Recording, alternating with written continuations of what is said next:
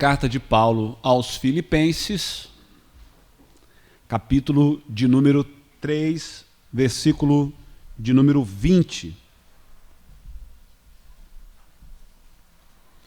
Pois nossa pátria está nos céus, de onde também aguardamos o Salvador, o Senhor Jesus Cristo, o qual transformará o nosso corpo de humilhação para ser igual ao corpo da sua glória, segundo a eficácia do poder que ele tem de até subordinar a si mesmo todas as coisas.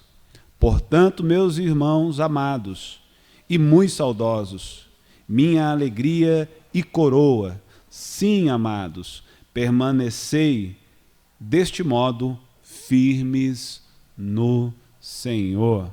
Amém.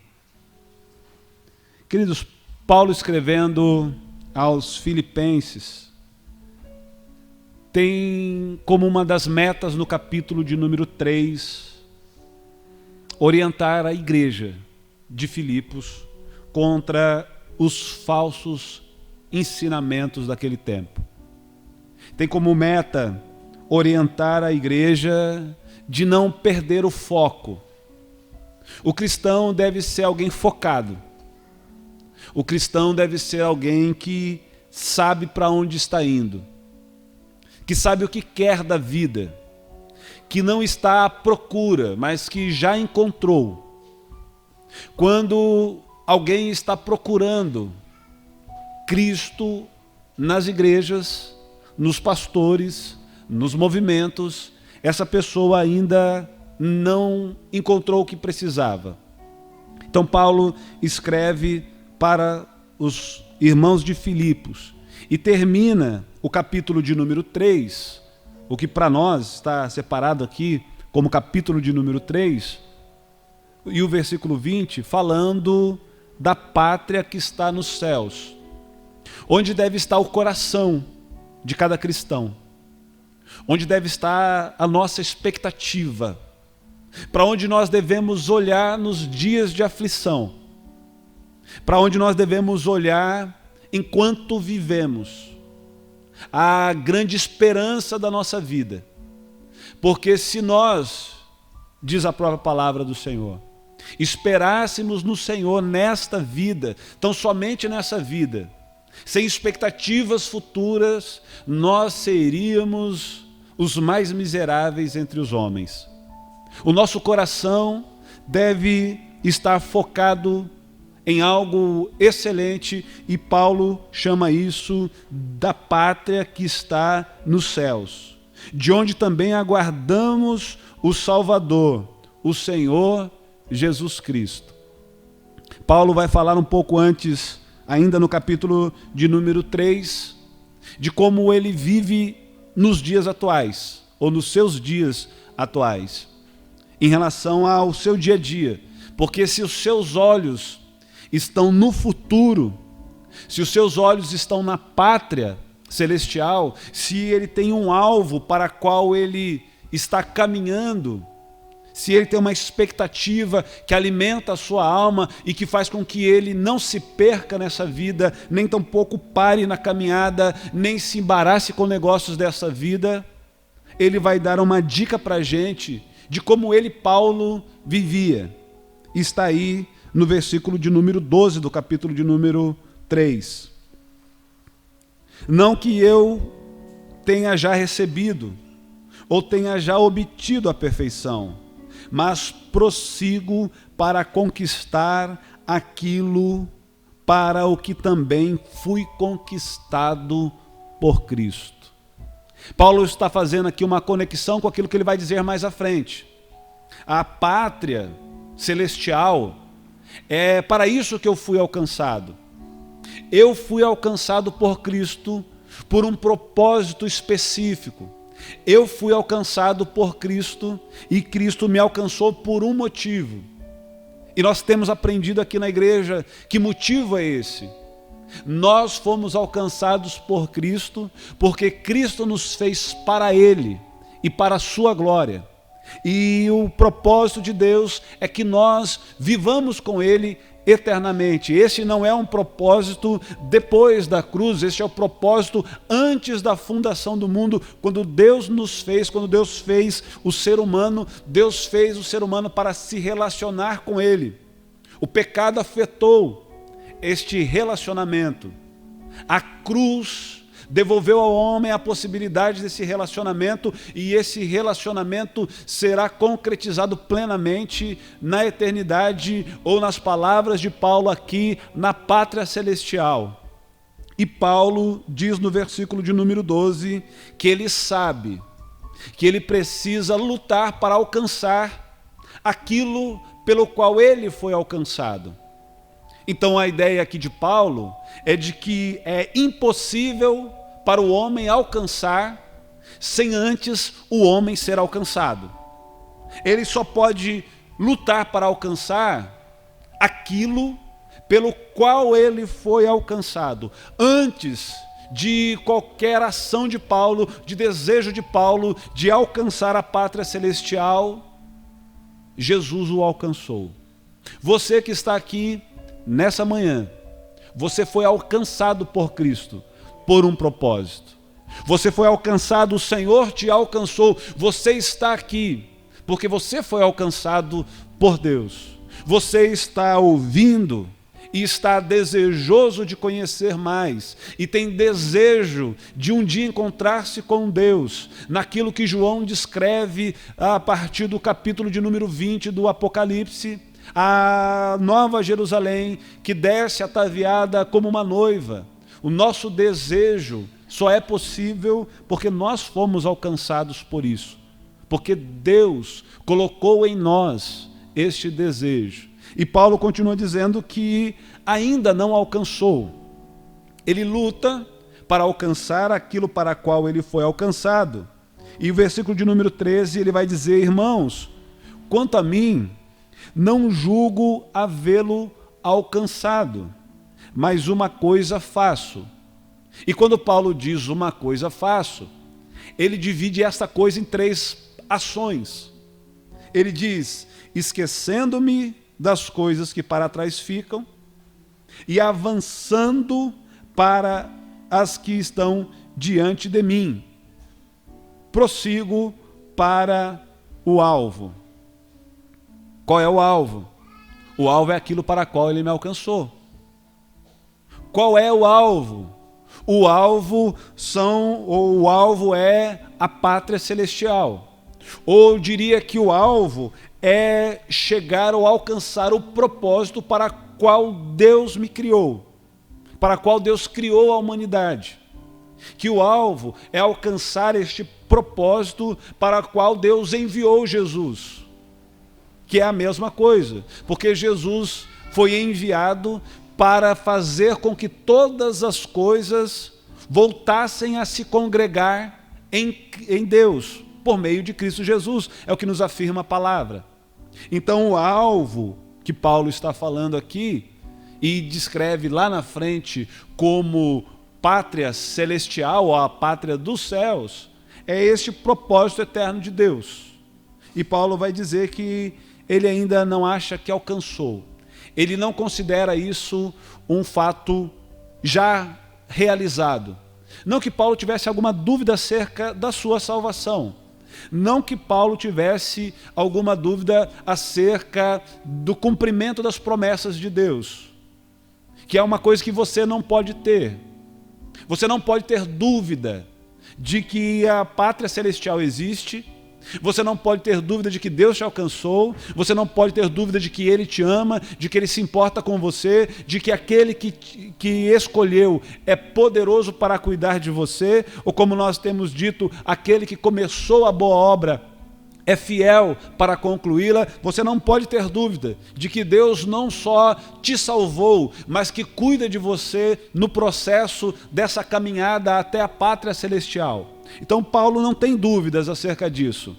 O que Paulo está afirmando aqui é tão somente de que isso ainda não chegou no final. De que, como nós falamos aqui nas escolas de discípulos, Paulo tem uma consciência do que nós chamamos de já e ainda não.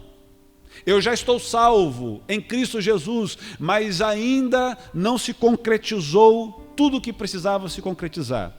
Eu já estou salvo no Senhor Jesus, mas a plenitude dessa salvação ainda não se manifestou.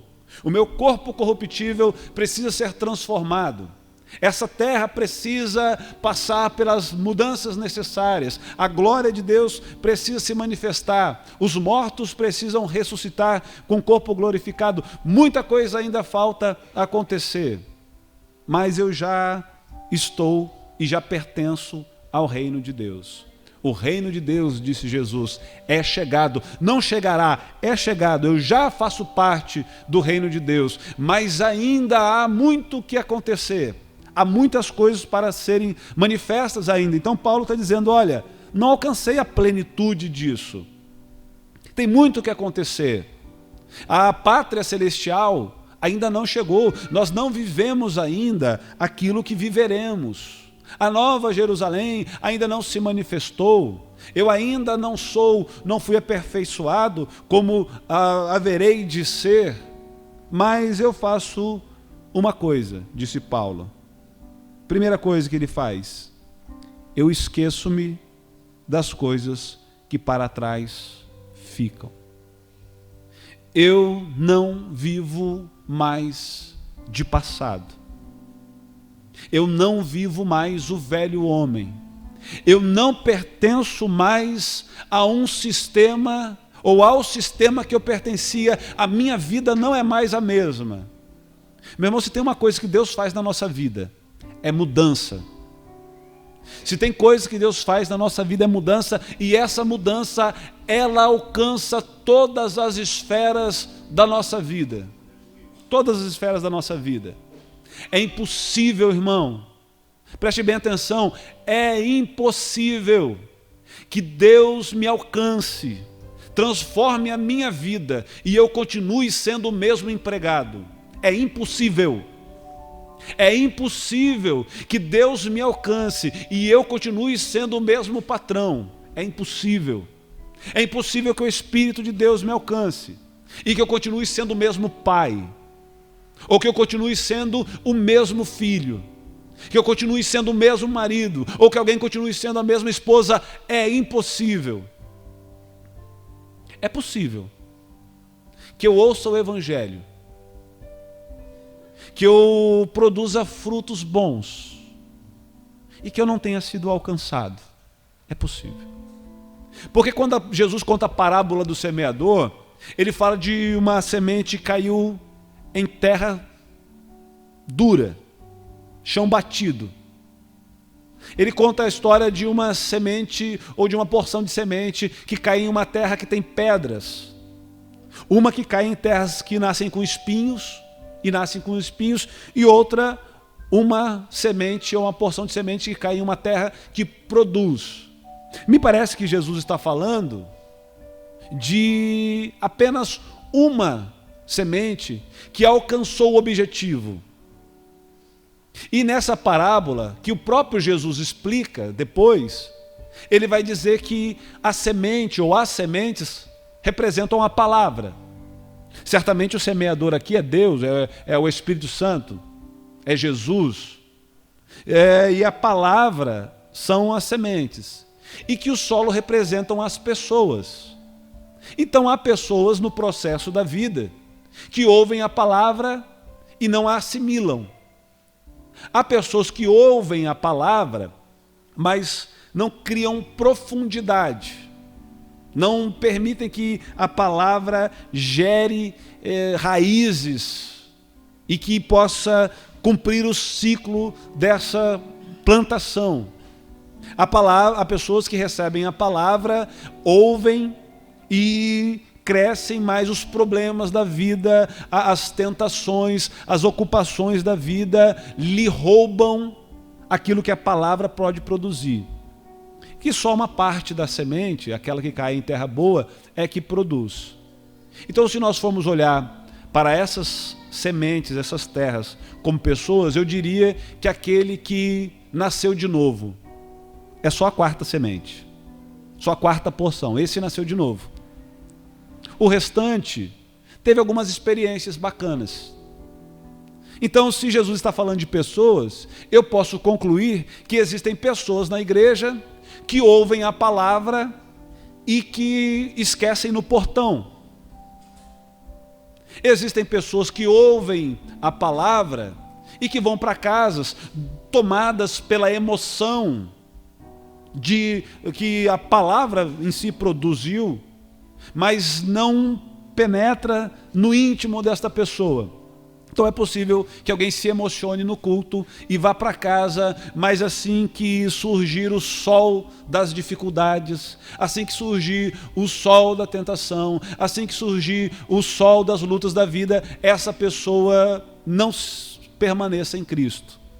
Não porque ela ganhou e perdeu a salvação, e simplesmente porque ela nunca permitiu que de fato essa semente crescesse no seu coração.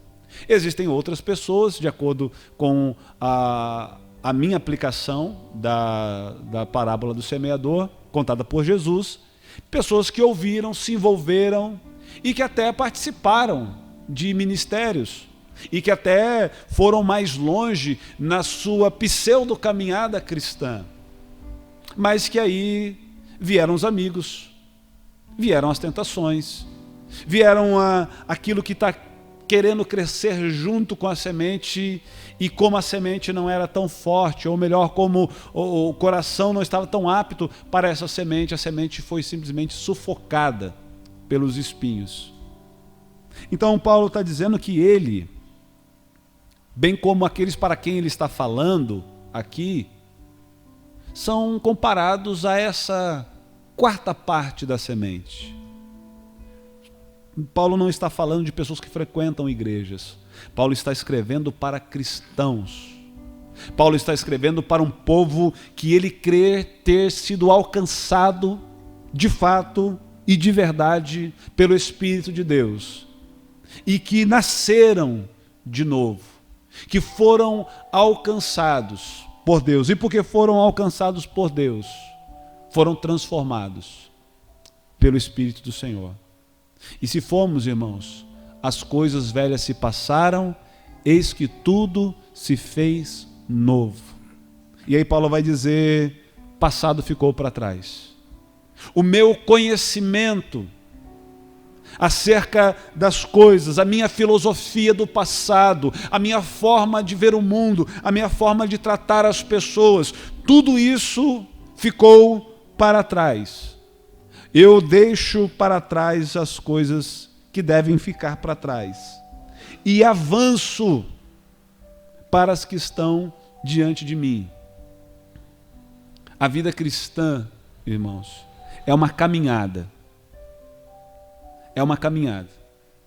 E Paulo diz, olha, eu olho lá para o alvo, eu miro lá e eu avanço. A ideia de avanço, que eu já disse aos irmãos outra vez, a palavra que melhor seria traduzida aqui, de avanço, seria a palavra estícome, que para mim faz muito mais sentido. Eu estou aqui, mas eu estou me esticando.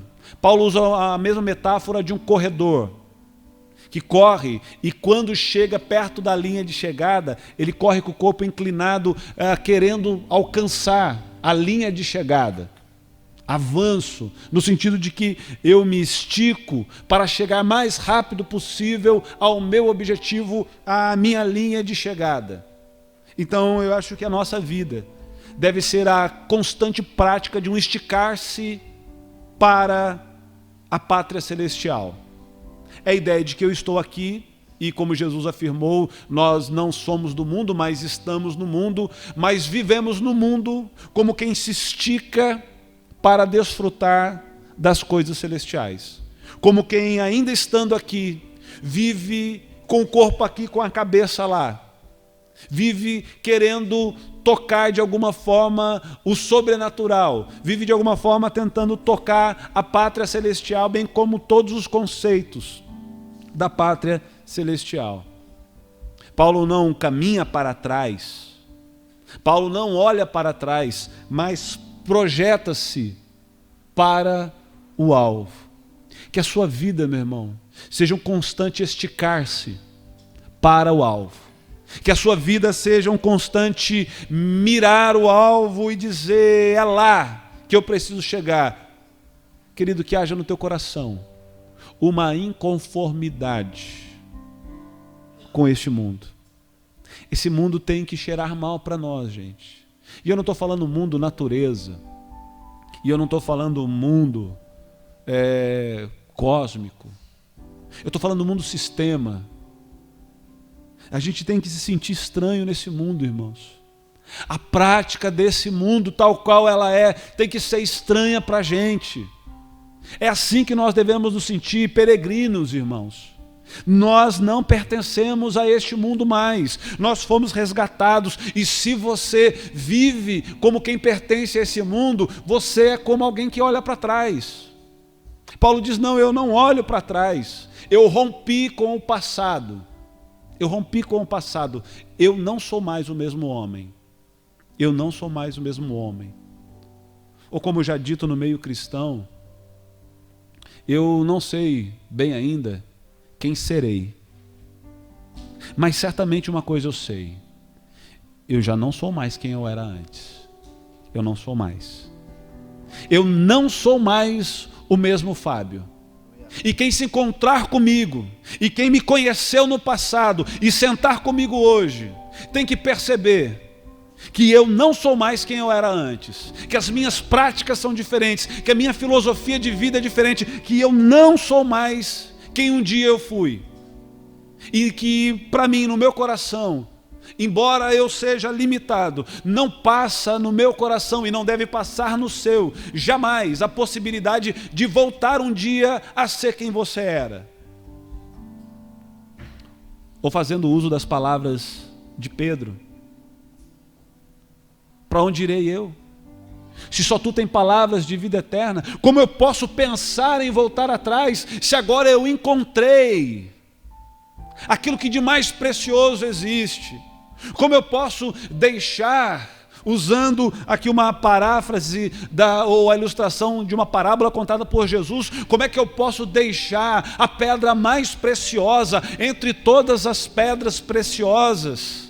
Como é que eu posso deixar essa pedra e adquirir qualquer uma outra pedra preciosa se eu encontrei a mais preciosa entre todas?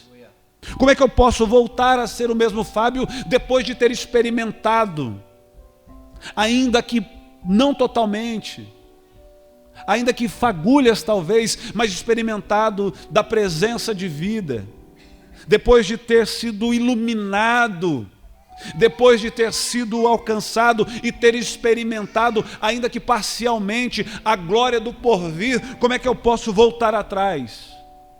Aí Paulo vai dizer, eu faço isso, eu me esqueço das coisas e eu me estico. Diariamente eu me estico. Diariamente os meus pés estão fincados nessa terra, mas eu me estico. A minha realidade diária me traz ao mundo que eu vivo, mas o meu coração que almeja a pátria celestial me faz esticar-me para alcançar a pátria celestial. E ele diz no versículo 14, eu prossigo para o prêmio da soberana vocação de Deus em Cristo Jesus. A vida cristã é um constante caminhar. É um constante prosseguir.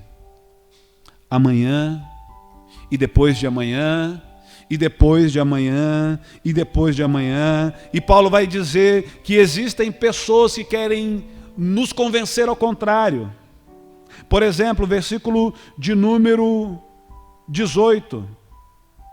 Falando a respeito dos inimigos da cruz, Paulo diz, pois muitos andam entre vós, ou entre nós, dos quais repetidas vezes eu vos dizia, e agora eu vos digo, até chorando, que são inimigos da cruz. Porque qualquer um, irmão, que tente te convencer de que a felicidade plena, ela é dada aqui agora, repudie. Qualquer pessoa que diga assim, o importante é ser feliz aqui agora. Qualquer pessoa que diga para você, olha, sai do rebanho, Qualquer pessoa que diz para você, você fica aí ouvindo o que a igreja diz, o que pastores dizem. Enquanto isso, você fica aí perdendo a oportunidade de viver intensamente a sua vida. Jogue tudo para o alto. Coloca o microfone na lapela, olha para a vida e diz para ela: eu quero ser feliz agora. Como canta uma canção popular brasileira, onde a motivação é essa: eu quero ser feliz agora, eu quero ser feliz agora. Não, querido, não pense que felicidade é ter coisas ou fazer coisas, porque a verdadeira felicidade é alcançar aquilo para qual fomos alcançados. E muitas vezes isso é feito com renúncia, com choro, com dores. E que essa renúncia, essa dor, esse choro, muitas vezes dá uma impressão de não felicidade. Mas nós fomos chamados para alcançar aquilo para qual nós fomos alcançados. E nada, irmão, nada, absolutamente nada, daquilo que alguém possa experimentar aqui nessa vida, se compara com a glória que há por vir. Ou como diz uma canção cantada pelos corais, metade da glória celeste jamais se contou aos mortais. Ou como a Bíblia nos afirma, aquilo que os olhos não viram e os ouvidos não ouviram. Coisas assim, irmãos, estão preparadas para aqueles que alcançarem a pátria celestial, para a qual foram também alcançados. Esses que pregam essa filosofia hedonista, de viver prazer, de ter aqui, eles afirmam ainda o que o versículo de número 19 diz. Eles só se preocupam, parte final do versículo 19, só se preocupam com as coisas da terra, com o ser, com o ter, com o sentir, com aqui, com agora, que é efêmero e é passageiro.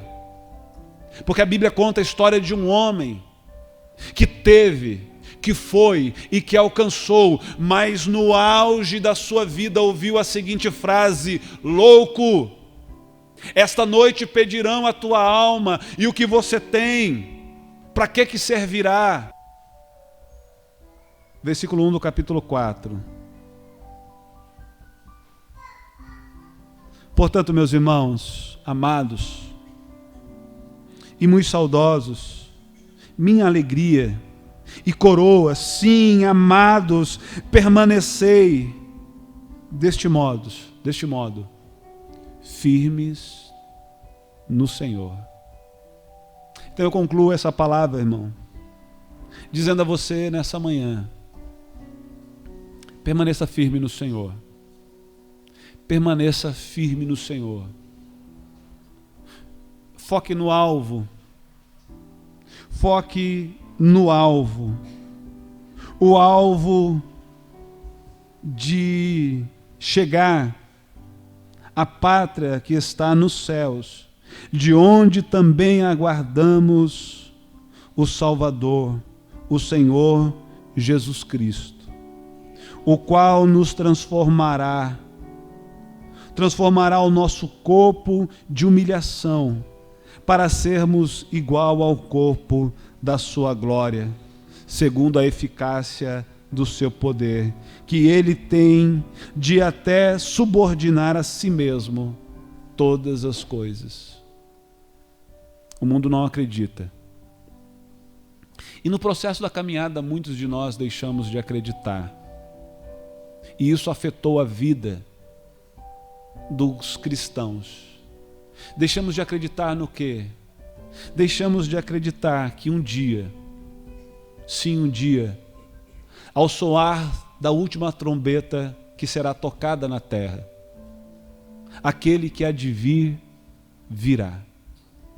E nós, de forma nenhuma, precederemos aqueles que já morreram. Aqueles que já morreram ressuscitarão primeiro, e se encontrarão com o Senhor nos ares. Depois nós, aqueles que estivermos vivos, seremos transformados num abrir e fechar de olhos, e nos encontraremos com o Senhor, e estaremos com o Senhor para sempre. Então o propósito de Deus se cumprirá plenamente, aquilo para qual fomos criados, então será a realidade eterna, e nós viveremos eternamente com o Senhor, e o gozo do porvir será indizível. Muitos perderam essa esperança, e por isso vivem em função do aqui e agora. Eu não estou dizendo, irmão, que você não será feliz aqui agora, que você não será abençoado aqui agora, que você não gozará da presença de Deus aqui agora. Lembre-se, e volto a afirmar, o reino de Deus já chegou. Porém, toda e qualquer experiência aqui vivida não se pode comparar ao que está preparado para nós.